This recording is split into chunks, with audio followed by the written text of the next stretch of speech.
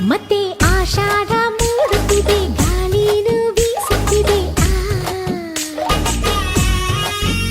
ಪಟ್ಟ ಭೂಮಿನ ತಾಕುತ್ತಿದೆ, ದಾರ ನುಡ್ಡಿಲೈತೆ. ಆಹಾ